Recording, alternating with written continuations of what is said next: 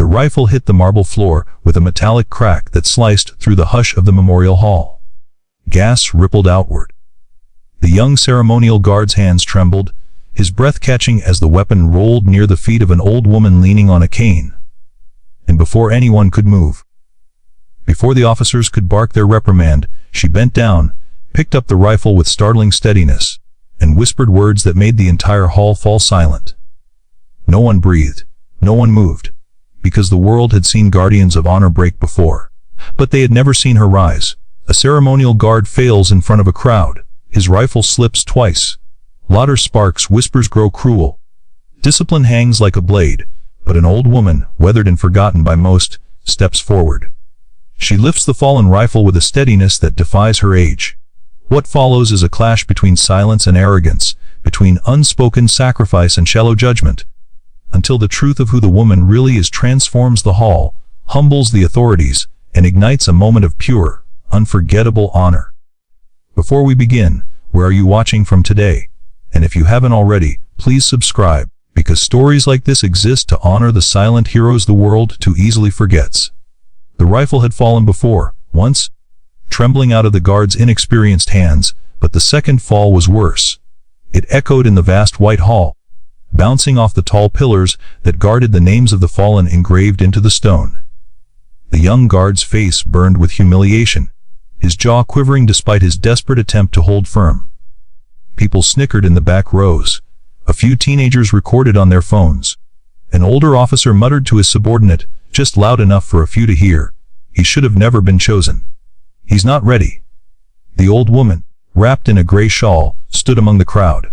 Her silver hair framed a face carved by years, yet her eyes, sharp, unsettlingly calm, were fixed not on the guard's mistake but on the deep fear radiating from him. Fear she recognized. Fear she had known. Fear she had lived through and survived. And then the rifle skidded to a stop right at her worn leather shoes. For a heartbeat, the world froze. Then she bent.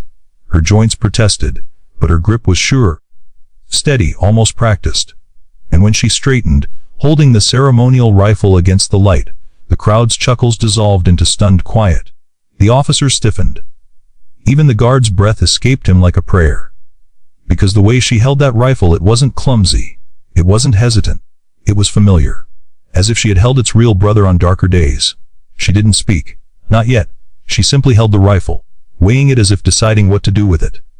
The guard swallowed, his Adam's apple bobbing nervously. His eyes shimmered with humiliation.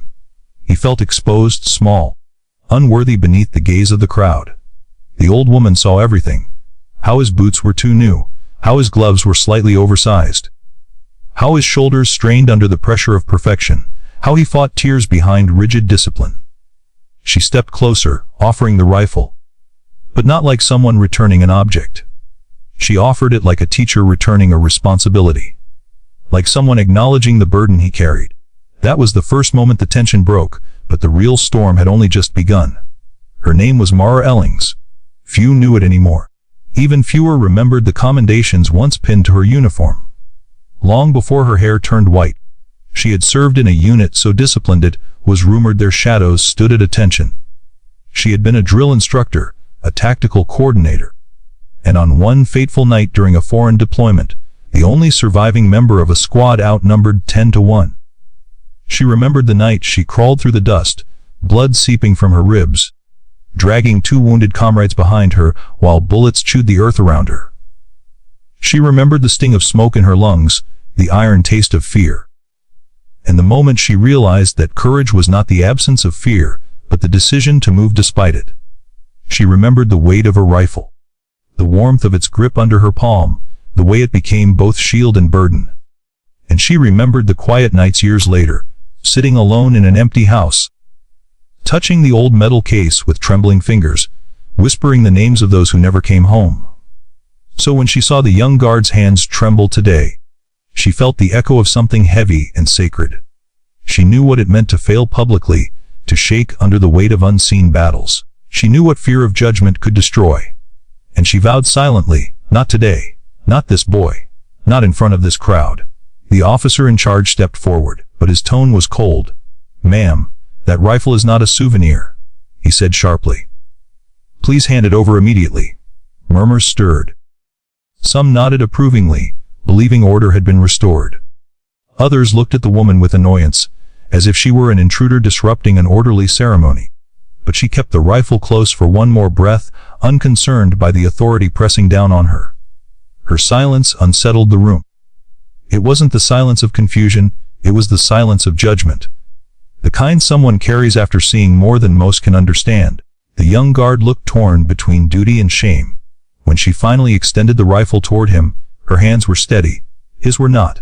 He hesitated, afraid to drop it again. His fingers twitched before making contact. The crowd watched as if waiting for him to fail one more time. Cruel expectation hung in the air. She felt it. It angered her, but her anger was quiet, controlled, like embers under ashes. She whispered, not loud enough for most to hear, but the guard heard. Hold your ground. Not because they expect it, but because someone else once did it for you. The officer's eyes narrowed. What did you just say to him? A few people chuckled. A teenager muttered, crazy old lady. Mara stood straighter, taller than her years should allow. Something was coming, and the hall felt it. The guard attempted to resume his position, but his confidence was fractured. His grip faltered, his knees stiffened, and the rifle shifted slightly again. A few laughed. Someone muttered, pathetic. Another whispered, should have picked a stronger one. Those whispers reached the boy's ears like knives. Before he could break, before his knees could buckle, Mara stepped forward again. The officer bristled. Mom. That is enough. Stand back. She ignored him, her eyes fixed on the trembling youth. Something about her presence unsettled even the most hardened soldiers. There was authority in her posture. Something learned from years of leading, surviving, commanding. She placed her cane firmly on the marble floor. The officer stepped closer, attempting to assert control. If you don't return to your place, I will have security escort you.